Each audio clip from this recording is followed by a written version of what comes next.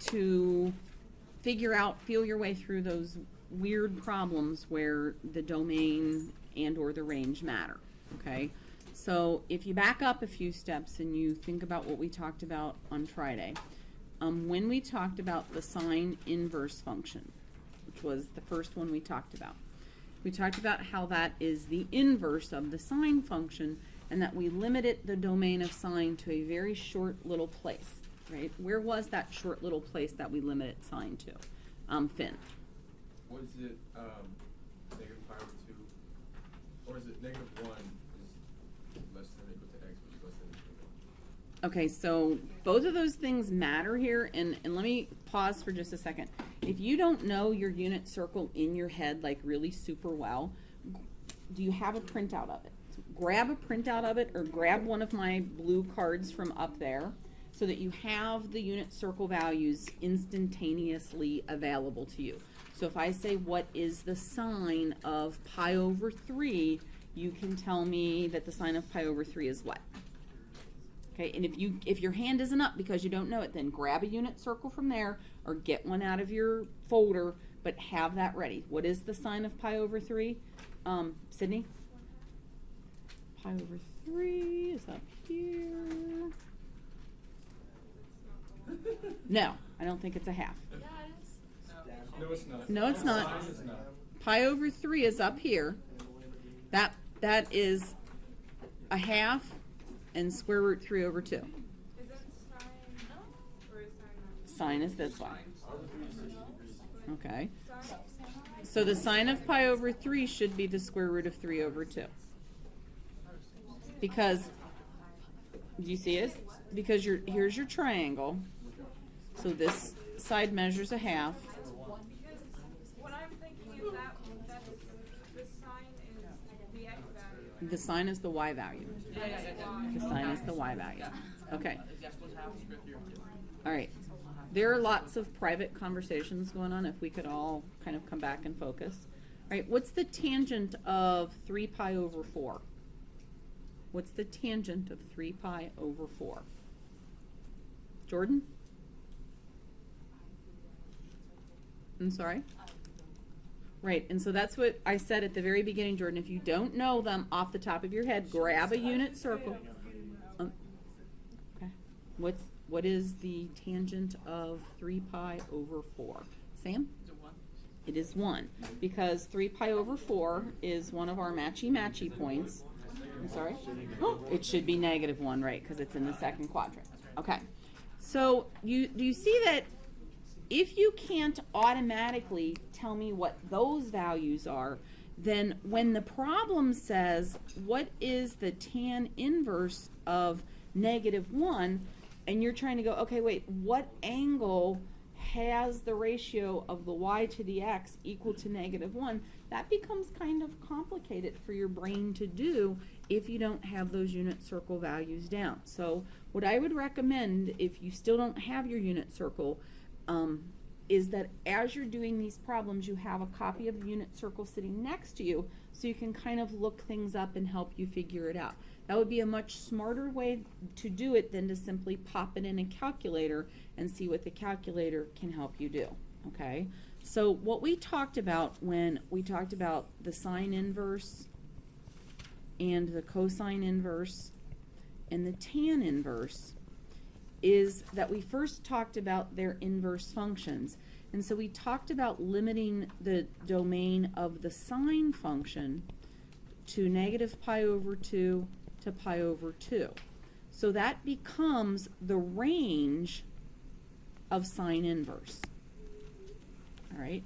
So the things that you're going to say are sine inverse answers are angles that are from -pi over 2 to pi over 2.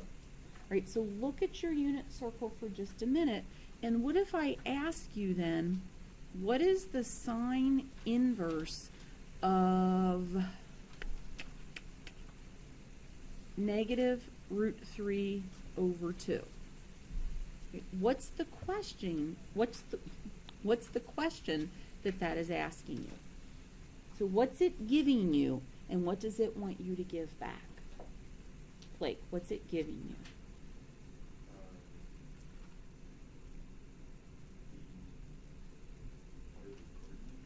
Which part of the coordinate? So this is saying, okay, some angle has a y coordinate that's the negative square root of 3 over 2. What angle is that? Okay, what angle has a y coordinate of negative square root 3 over 2? Do you know? Jordan?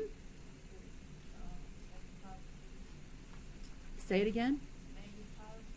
So negative pi over 2 is all the way down here. That's this angle here. Oh, I'm sorry. What'd you say? Negative pi over 3. Yes, it is negative pi over 3 because we need this point down here, but we need it going this way. Okay? And that's where it gets kind of tricky and confusing. The domain of sine inverse is negative 1 to 1. The domain of cosine inverse is negative 1 to 1, but what's its range? Where do we get our outputs from for cosine? Finn? Is it 0 is less than or equal to y, less than or equal to 1? Nope. Or to pi? To pi. So cosine we look at between 0 and pi. Tangent's domain goes from negative infinity to positive infinity. These should be inside some symbols. Tangent goes from negative infinity to positive infinity, but its range is we look at limiting its range the same way we limit sine's range. So that goes from negative pi over 2 to pi over 2. Okay?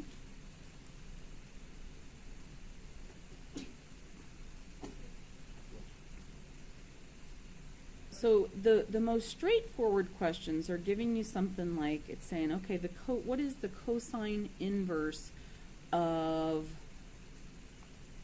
1/2? Right? So you should be able, if you have a copy of a unit circle in front of you, you should be able to look at a unit circle and say, okay, cosine answers come from this half of the unit circle, from the top half.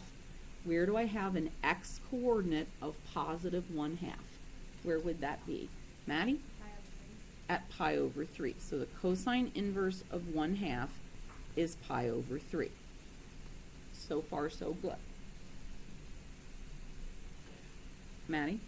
And doesn't it find another way? You just find something that has the same y value? So if there's a number in here that's not in your domain, I don't think you can do anything about that. Finn? I just have a question. Okay, that- so is your question related to the question that Maddie just asked that I haven't answered yet? Okay, so Maddie, ask your question again. So like, I guess what I meant to say is like, so if it's not in the domain, that if you pick one that has the same y value, but is in the domain, and then that's the right answer. So with cosine inverse, I don't think that we end up with that situation. Where that ends up happening is where we do something like the cosine inverse of the cosine of something. And then, nope, it's when it's the other way. It's when it's the cosine of the cosine inverse of something, okay? So if this, now I got myself confused, I'm sorry. All right. Let me come back to you, because I think Finn's question might be going to the same place. Yeah. Yeah. So when I ask you for the cosine inverse of something, you always have to find a point where that's a y value. Yes. Is that true? for Wait, some? cosine inverse of something, you're finding the point where that's an x value. Where 1/2 is the next value. Yes. And so what about the sine? Is it the same? For sine, you're looking for a point where that's the y value. Okay. Okay, for tangent, you're looking for something where the ratio, where y divided by x is equal to that number for tan inverse. Okay? Okay-ish?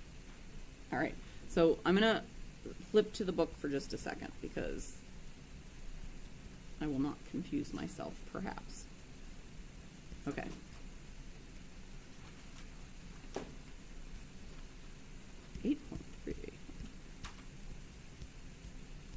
There. 8.2. That's really weird. 8.1.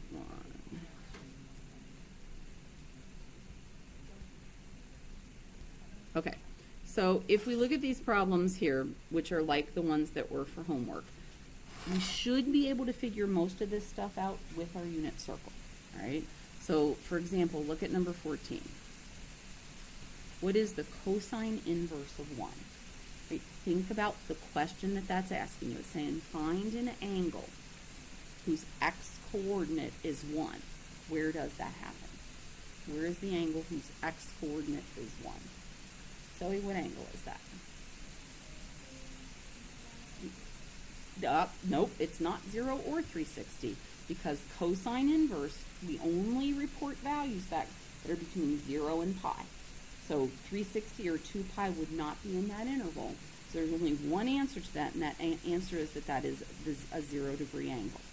Does that make sense? Okay. Tan inverse of -1 we talked about a moment ago. Remember that tan is your y-coordinate divided by your x-coordinate. So what has to be true of your x and y coordinate? That when you divide them, you get -1. What characteristic are they going to have? Catherine? Okay, and where do we report back tan inverse? What's the range of tan inverse? The range.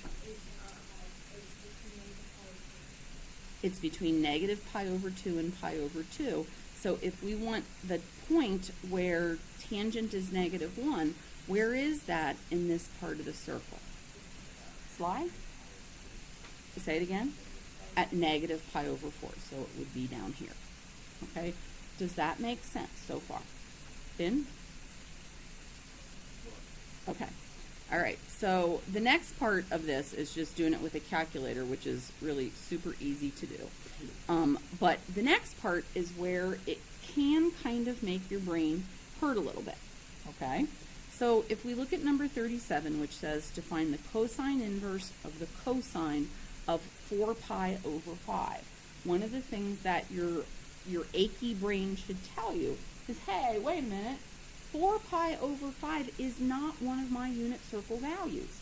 So if I'm not using my calculator, how do I know what 4 pi over 5 is? How do I know? Do I know?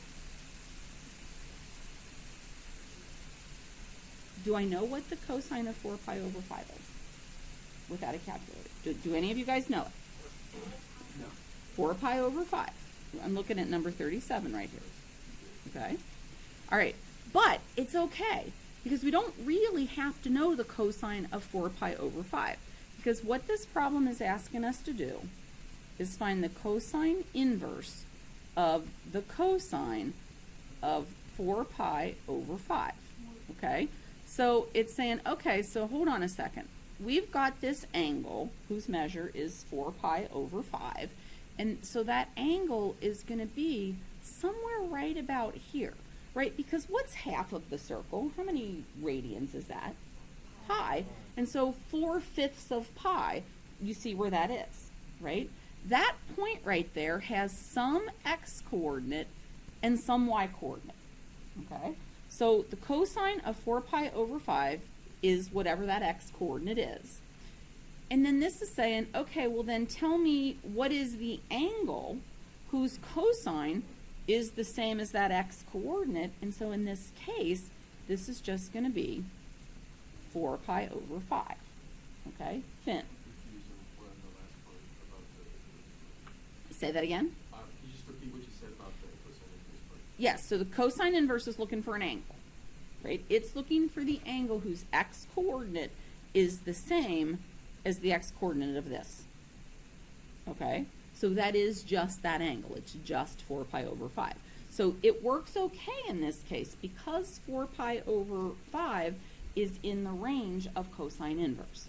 Finn? Would it be any different if it was cosine and cosine? Well, it wouldn't be the cosine. So if it was the cosine of the cosine inverse, then the thing that goes here would be something like an x. It wouldn't be an angle like 4 pi over 5. It would be a coordinate like square root 3 over 2 or a half or one of those things. So the answer would be x squared, right? Well, so it depends, okay? Sometimes, before we switch it around, let's look at another one that's like this, but that's not as easy as this one, okay? So what if the question asked me for the cosine inverse of the cosine of 6 pi over 5. Is that just 6 pi over 5? Why not? It's out of the range of cosine, so it's not an answer we can give to cosine inverse, right? But where would 6 pi over 5 be in my circle? Carson? 4 pi over 5. Where would it be in the circle? Where would it be? So where is 6 pi over 5 approximately? You're giving me the reference angle, right? And go ahead and do that. What is the reference angle for it? 4 pi over 5. Why? Because if you were to like draw a straight line up and down, it would like go through. I don't know really how to explain it. If you were to draw a straight line straight up, it would go through the 4 pi over 5. Okay, so all we're doing here is thinking about fractions, right? 6 pi over 5 is 1 tick mark past pi, because 5 pi over 5 would be pi. So 6 pi over 5 is 1 tick mark past it. And so what we're looking for is an angle that's in the range of cosine inverse. So we're looking for an angle that's up here in this half of the circle, okay, whose x-coordinate is the same as the x-coordinate of that point down there, right? So that's that angle that's 1 tick mark before. So the cosine inverse of the cosine of 6 pi over 5 is 4 pi over 5. Okay, and that's kind of weird. And you got to think about it kind of hard. Catherine? I still have no idea. Okay. So the cosine of 6 pi over 5 is the x-coordinate of this point right here. Okay? But this angle here, 6 pi over 5, is not in the range of cosine inverse. Okay? So I'm looking for an angle that's in the range of cosine inverse that has the same x-coordinate as 6 pi over 5. Okay? So I know, because of what I know about my unit circle, if I'm going this way, that's a negative x. And so this point right here has the same x-coordinate as this point right here. Those 2 points have the same x-coordinate. Just like 5 pi over 6 and 7 pi over 6 have the same x-coordinate. I understand that they have. I just don't understand how you got 4. Like, how did you get that number? Okay, so I don't know what the x-coordinate is. Right. Okay? I don't have to. Because now the question says, okay, the x-coordinate of 6 pi over 5 is x. What angle has that same x-coordinate? Well, that's this angle that goes to here. This angle and this angle have the same x-coordinate. Okay, but how do you know that that's 4 pi? Like, how do you know that's not like 3 pi over 5? Or, like, how do you know that not specifically is 4 pi? Like, How do I know that 4 pi is the angle up here that has the same x-coordinate as 5 pi? Right, like, I get the Okay. idea that they're reference angles, but I don't know how you know specifically, because it's not like an exact graph. It is. I mean, no, that's not an exact graph, but the graph in my head is. Okay? We're dividing the circle into fifths. Okay? So if I divide the circle into fifths, the point that is 1/5 before pi is going to have the same x-coordinate as the point that's 1/5 after pi. Right. So pi minus 1/5 and pi plus 1/5 are going to have the same x-coordinates. Okay, so is there like a mathematical way to do that? I'm sure that there is. I don't know it off of the top of my head, and to me, remembering those formulas get more complicated, not less complicated, but I will look them up for you and bring them in tomorrow. Sam? I have an idea about that. So, I'm gonna assume you see like, I guess it's over the house range. You kind of take that amount that would be to the range, and then just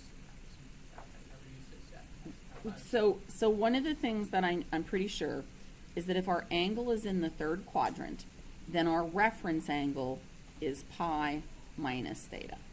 So if theta is in the third quadrant, the reference angle is pi minus theta.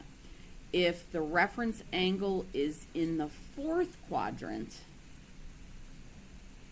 anybody figure out what that would be?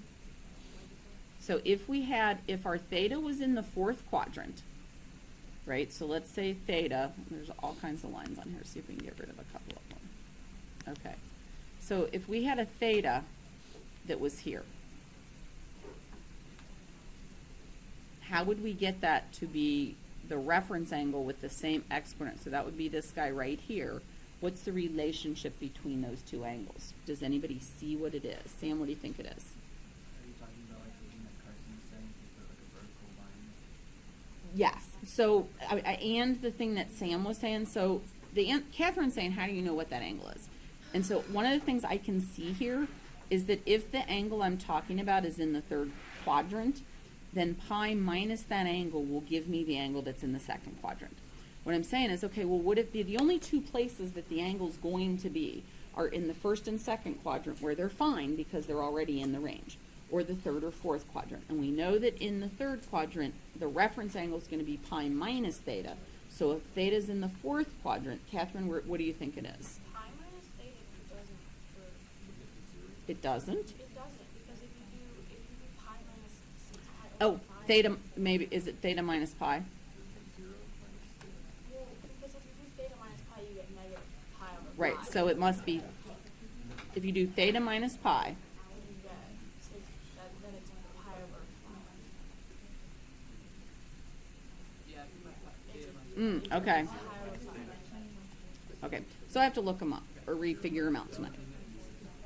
Okay, Because if you do pi minus theta, you get negative. right, if you do pi minus 6 pi over 5, Then you have to do you get 5 negative over 5. It's negative pi over 5. Because if you do, and then if you take like, I guess if you go from pi. Can't do 0 minus down theta. pi. Because then, like, swing it back, like if it went, if the But, zero went- so if theta was 6 pi over 5, 0 minus 6 pi over 5 would just be negative 6 pi over 5. Oh, I didn't guess that. So you're almost there. Sydney? Would it be, so when you're subtracting, you're subtracting the difference between the pi and the rate, the theta. So for this one, it's the 6 pi, so the difference is pi over 5. Okay, so, wait, if we do Minus pi Oh, yeah. I see what Right. you're saying. minus 6 pi over 5, that gives us negative pi over 5, and then if we add that to pi, Then you get 4. then we get what we want. Okay, so, It's pi plus like parentheses pi minus theta. so wait, it's pi Plus. plus. But does it work? But does it work in all cases? So let's see. Let's play with it a little bit. So it's pi plus theta. Wait, what Pi was it? minus theta. Pi plus pi minus theta? Yeah. Pi minus theta. Okay. So that's just 2 pi minus theta. Does that work? Well, if you So pi minus 2 pi would be, yes, it does. 2 pi would be 10 pi over 5 which is 4 pi. minus 6 pi over 5, which would be 4 pi over 5. So that would work. But only in the third quadrant. Right, only in the third quadrant. I don't know. What about the fourth? Sam, you got it? Okay, hang on a second, Sam. Okay, this is an important and useful conversation. And there are probably 4 to 7 people who are simply talking off task as opposed to trying to work on thinking this through. This thinking is good thinking, so please try your best to stay with it as much as you can. Sam, do you have it? Not like a mathematical thing, but I would just do especially with x and 0 and you can find what Okay, so if we're doing our 16 pi over 8 is the whole circle, right? So if we had 15 pi over 8, we would be 1 tick before 2 pi. So that would put us like somewhere right over here. And so its reference angle is going to be pi over 8. So it works for that too. So 2 pi minus theta, if I take 16 pi over 8, no, wait a minute, that doesn't work, minus 15 pi over 8. Yes, it does. That gives me pi over 8, which is the reference angle for that. I was thinking of an example in the fourth quadrant. Right, but where did you get? 16 pi over 8 is 2 pi.